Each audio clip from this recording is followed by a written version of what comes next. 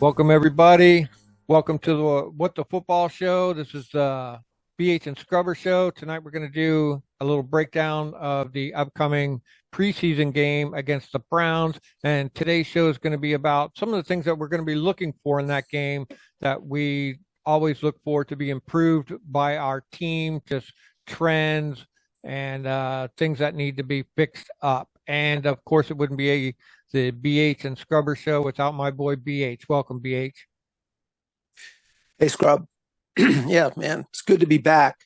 Man, it seemed like a long time, didn't it? I mean, we're finally here. So, yeah, it's pretty exciting. So, yeah, I think what we're looking at for this episode is we know there's cuts. We know they're looking at players and all that. And we know all the players that are involved.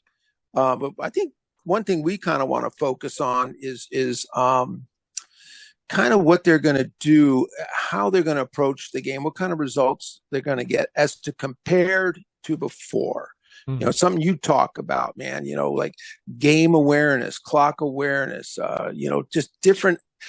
Is this team going to be a little more, like on top of it, a little more organized, more crisp and stuff. So, yeah, I think that's kind of the thing. People always, people are excited out there. I mean, really a lot of excitement about this ownership change. They're feeling more positivity. And there's a lot of excitement for season ticket holders, for fans, people. They said these practices were just filled with people. They say the season opener is going to be sold out. People are geeked up. So it's kind of cool. So now we want to see, hey, what's this new look going to be? There's been a big change. So yeah, I'm excited. So what are you hoping for? What are the kind of things you're looking for? Well, you touched on it at the beginning. I'll just start out with that is game awareness. So a lot of times we have trouble with, Ron calling a timeout, 3 minutes into the first quarter. Right. Red flag. You know what I'm saying? Making sure that you know what those red flags are and penalties. Those kind of three things are sink us sometimes. And so I believe we have our special person watching out for those things this year. I think it's too much for Ron to do, if you ask me. So I'd like to see some of that tightened up. Yeah, that's a great point.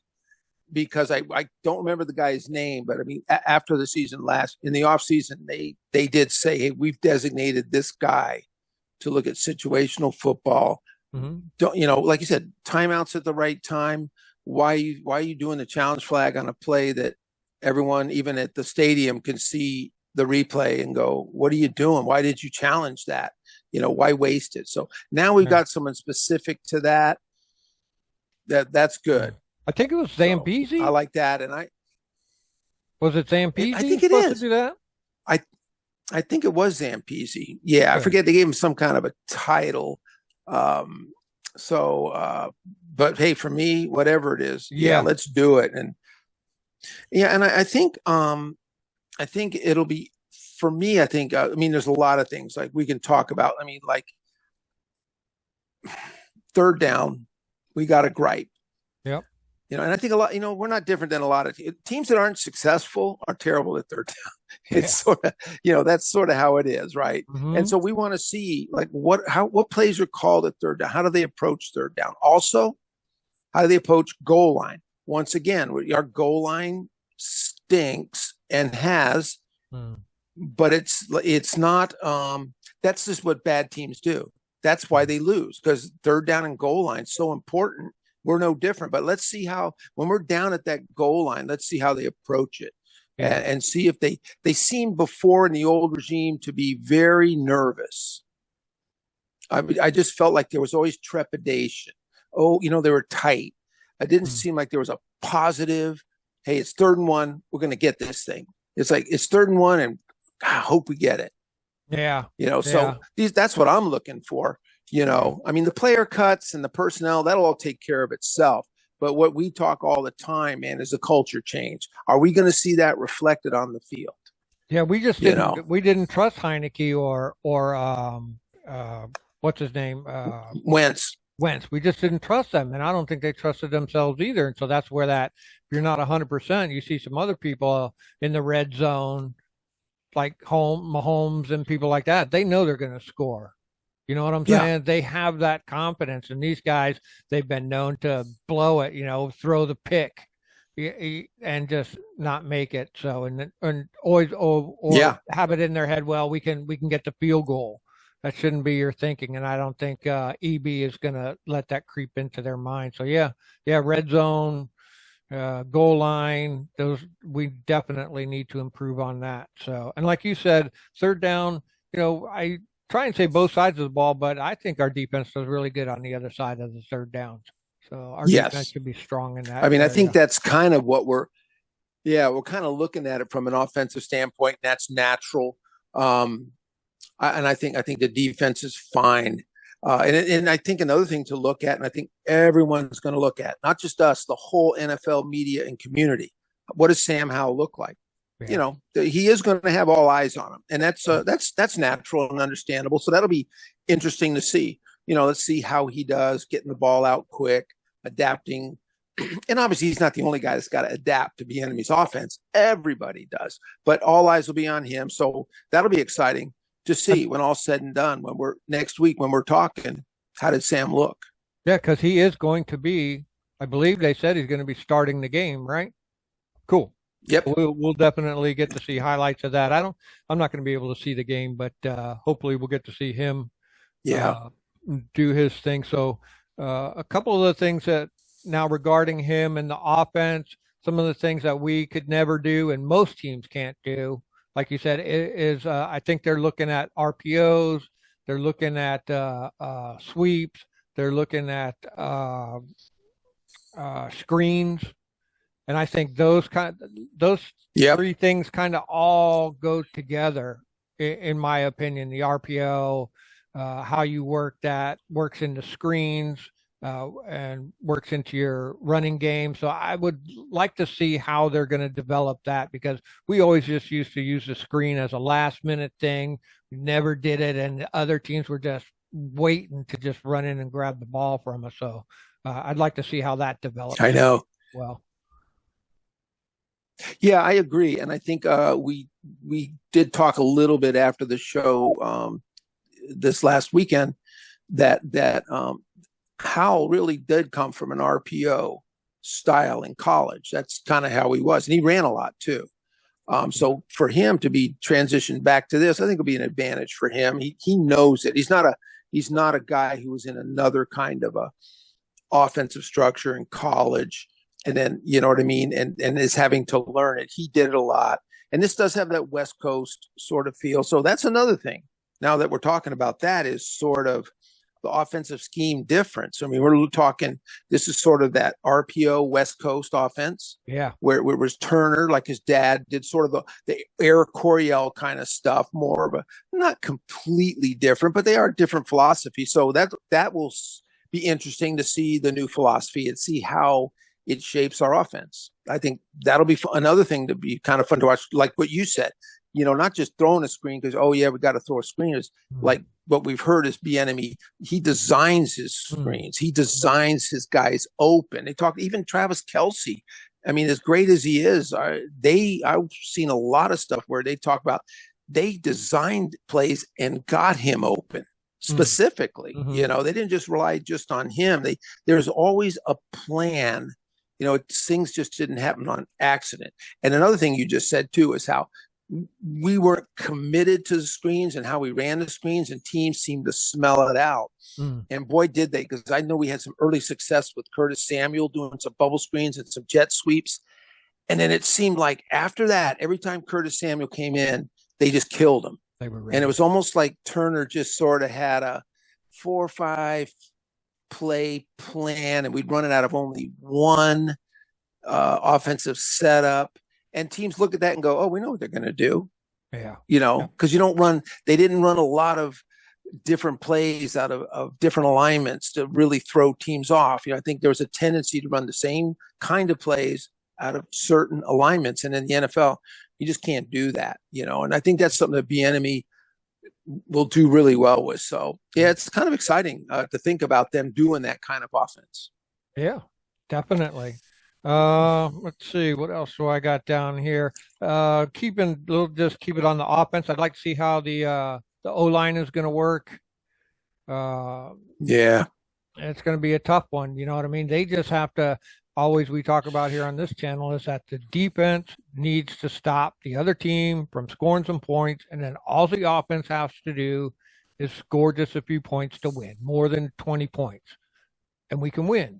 And so that O line is definitely going to be, if the enemy is dialing up some of these plays, these guys got to be on top of it. And so let's hope that that works out. They are playing against in practices right now against, you know, one of the toughest defenses in the NFL. So they should be learning, playing against Allen, you know, Duran, Young, and Sweat. So they should be practiced up. So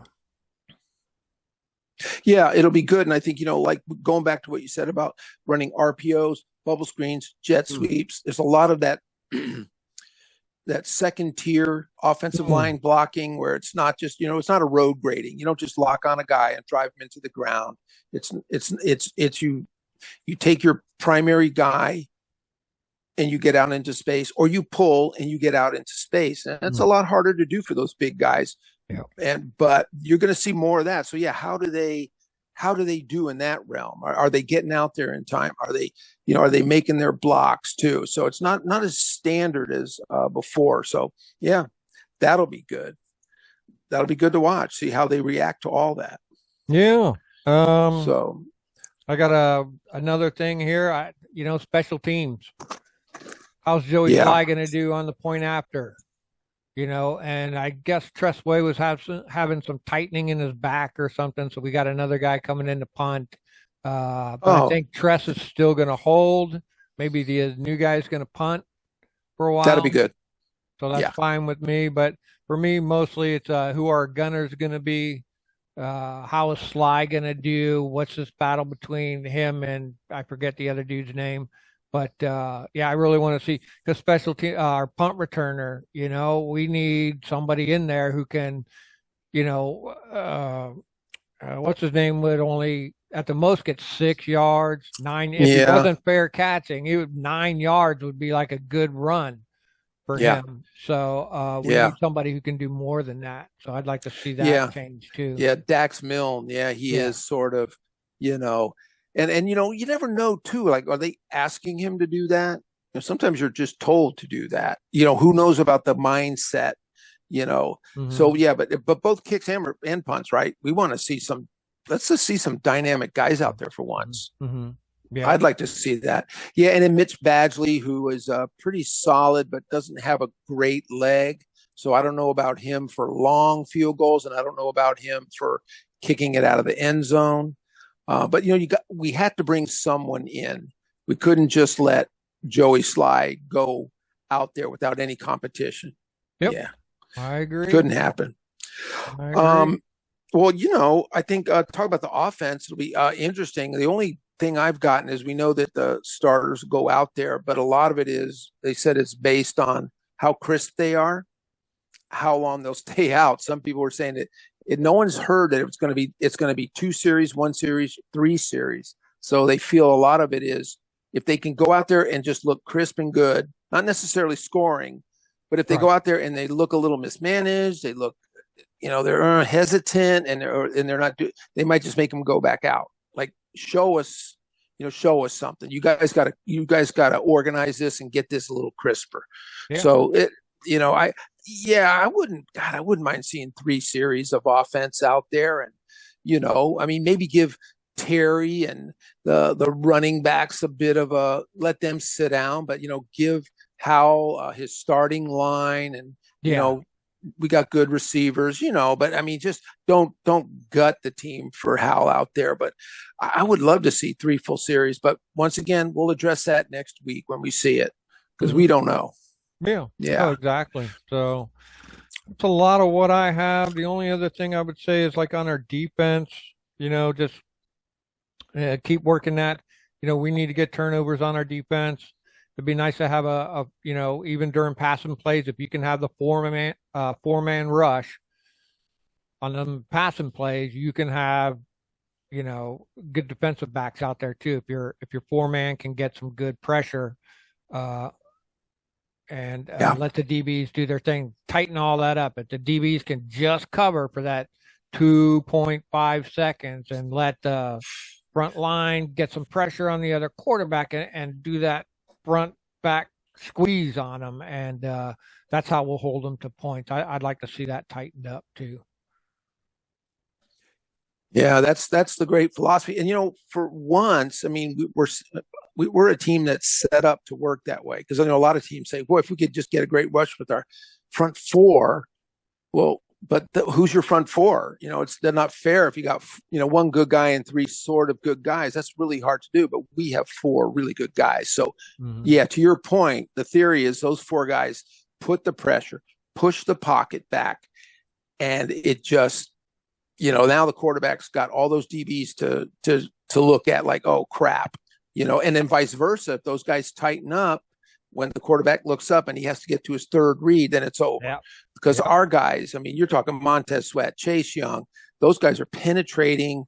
Duran, John Allen, they're penetrating style defensive tackles. They're in a lot of trouble. And I think for me too, when we were talking, I think we pretty much believe the defense will be fine, and it'll just be good to see really how the backups do. We want to see those guys. But last year, you and I watched a game, and the defense did good, and then the backups came in. And I forget who we were playing, but man, there was a guy, Daryl Roberts and Danny Johnson. Yeah. And they went out as backups. And they got smoked, man. Yeah. They were running behind guys. They looked at us. They didn't look like they cared. And we saw that. And in the show, we were going, God, man, those guys, they were terrible. And I mean, it felt like the day later was when they put them both on the practice squad, and they brought in Rashad Wildgoose and Tariq Castro Fields, the rookies. Mm-hmm. I mean, they put them on the roster. Like this, they just told those two guys, you guys were not prepared. You were awful. Now, Daryl Roberts is gone, but to his credit, somehow Danny Johnson worked his butt off last year, and he got a 2-year deal, and now he's back. So maybe he learned a lesson.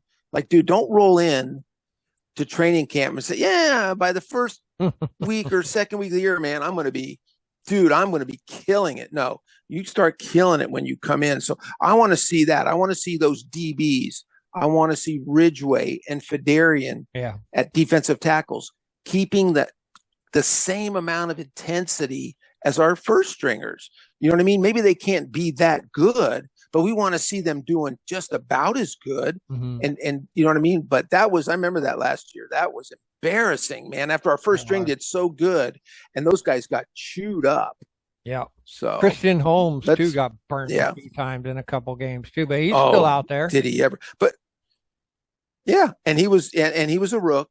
Mm-hmm. At least he was a rookie, but those two had no excuse. So Christian Holmes did take a beating. So and we'll probably see a little bit of that. I don't mind seeing that from our third or fourth guys, but I don't want to see the second string D come in and get run over on the ground, or get the DBs just getting eaten alive. That's no good. I mean, those guys they might not be at the level of the starters, but they should be able to bring it, because they know the scheme, they know the players, they know how the game's being called.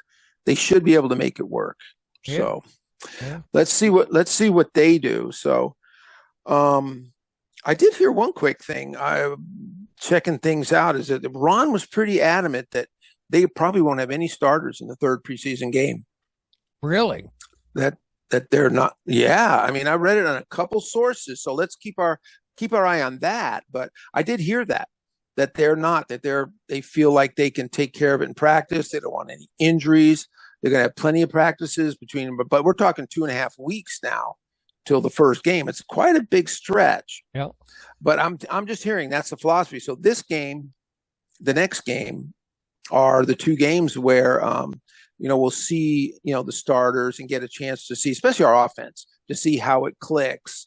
So I guess it's kind of important because, they are mostly going to make those cuts now. That 53-man roster cut seems to come after that. They can keep as many guys as they want now. There aren't those set cut downs. So, maybe that last game you put everyone out there and say, hey, this is it. You're 40 guys battling for 3 spots. Yeah. I like keeping the 90-man till past the third game. So, it didn't make no sense. We talked about this, about cutting guys. After 1 week, you got to cut 5 to 7 guys or something. Maybe you want to look at them more. Maybe they just had enough week. There might be 5 to 7 guys that are going to go anyways. You're going to chop them off anyways. But let them keep them and get a good look at them through 3 games. They've already cut down the preseason to 3. Fuck it, let them stay on the team. So, and then they cut them down on the last game. The last preseason is the 26th, and they got to cut them, I think you said, by the 29th. So and then the first game is September 9th. So I'm excited. Yeah, I'll be trying to call the game tomorrow. So you're going to try and do a live stream. It's a 7:30 Eastern game, right? Yeah. I won't get to see it, but I won't get to watch it. But we'll follow the Yahoo graphic, and we'll just talk and try and glean from that. I'll try and put a live listen to in my ear. Maybe I can listen to it or something like that. That's something I thought of. So okay, sure. Anything else you got? Well, very cool. I'll be on the. Man, that's about it. I'm looking forward to it, and we'll do a show next week, and we'll kind of be able to follow up on this game, talk about what we saw, and see if things, we pretty much put it all out, what we would like to see, and so now we can reflect on that. Yeah. Get ready for the next preseason game. Yeah, and they got some practices coming up with the Ravens before the next game too. So. Yep. That'll be cool. All right. Oh, true. That's true. That will be. Great show, dog. Thank you so much. All right, man. We're looking forward to it, and I'll get down in the chat if you're able to live stream that. Yeah. I practiced it yesterday. I'll practice it again tomorrow in the day, and then we'll see what we can do. Thanks, everybody. We appreciate y'all. All right, everyone. See you next week.